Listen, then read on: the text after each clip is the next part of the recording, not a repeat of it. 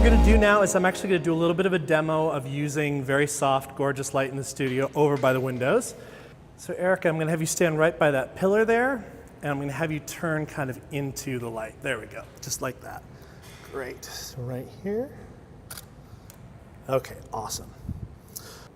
Okay, so I took a few exposures, and as you can see, the windows create a really nice soft light. Over here, I was a little underexposed. Here, I was kind of right dead on.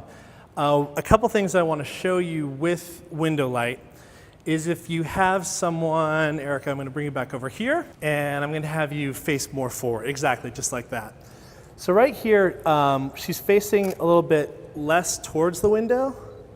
And so in the first image, I had her facing towards the window. And I'll show you the difference really quick between those two. Okay, so when we have someone facing into a window like this, the light is hitting them kind of frontally and it's kind of coming across their face. So it's very nice and even. As we start to turn away, we get, one side of the face is lit nicely and then the other side is really going into shadow.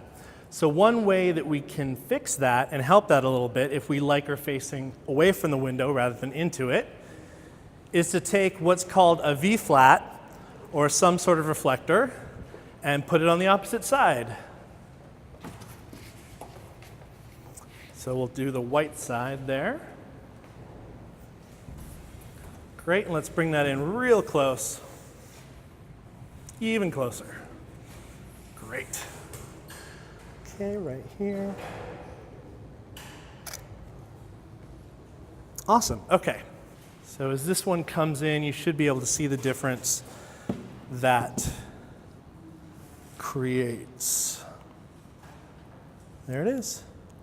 And actually, just to compare apples to apples, I'm going to have you turn away from the window just a little bit more, Erica. Excellent. Very nice. Okay. And how many of you brought cameras today? Excellent. Okay. As soon as we finish talking about this, I'll bring you all over and you guys can take some photos. Okay. So here you can see the difference between just having the window light coming in and then putting that V-flat next to her to soften the light. It really bounces a lot of light back into her face. And that's just one of the many ways you can use window light. Once I get you guys over there, I'll actually kind of take you around and show you some different possibilities. Again, I love Apex for this reason, just because the light is spectacular. If you also light from inside, you can get the skyline outside as well. Yeah. With the V-flat, yes. So the V-flat, sorry if I didn't explain it correctly, it's those two big pieces of foam core. They have a white side and they have a black side. And you can use it either to reflect, or the black side can also help soak light out of the scene. So why don't we go over there, line up, and we'll start taking some photos.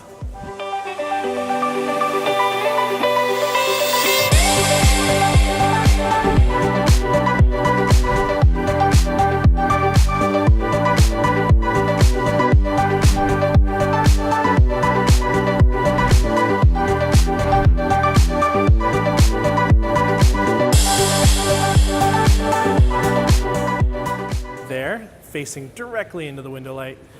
Just put that behind her to create kind of a white. There we go. Great. And actually come a little bit closer to me. Awesome. Nice. Okay, so what I did here was actually faced her directly towards the window. So she's looking straight at the window. And very soft, very flat. This is actually a very popular kind of lighting for headshots. It really brings out kind of a sparkle in the eyes because you get all those reflections from those windows in the eyes, and it really brings them out. Now, one of the things with window light is, let's say we had a smaller room, or we had a dark room, or we had, we didn't have this nice space that we have here. We get something like this. And that's kind of how window light starts to look. Let me see about bringing this up a little bit to see if it's similar. But you like that even better? Well, so One thing that, so I was talking before about how you can bounce light into someone. You can also use black to create negative fill. So you'll notice here that a couple of the things that are a little bit more defined, you see the planes of the face a little bit more when you suck some of that light out. As we brighten it up a little bit, we start to kind of see, you know, it's usable. It's definitely usable. It has a little bit more drama, a little bit more definition to it. And I'm actually adjusting the JPEG. So let me go take another one with a slightly wider aperture. Please hold. The difference that those two black fills on the side, those V-flats on the side make. Instead of totally flat, you have a little bit of definition. If the room were totally dark, you might get even kind of darker and moodier. But that's the sort of thing that, you know, by bringing in reflectors, by bringing in negative fill like we did here, those are the subtle things that can really change kind of the feel of the photograph. So on this side, black V-flats to suck some light out of the sides, and that one with no V-flats. So let's talk about the different types of light sources that you might be working with. The first one we've already worked with today, and that's the sun. Some pros to that, as you can see, when it's like this, it's a beautiful type of light. We're used to seeing this type of light on people because we're humans, so it usually, you know, looks natural, and we all have access to it. It's pretty cheap. You don't need to rent expensive equipment to use the sun. On the other hand, obviously, we don't have control over the sun. We don't have control over whether it's cloudy on a certain day. We don't have control over, oh, well, it's this place in the sky, but we really want it this place in the sky.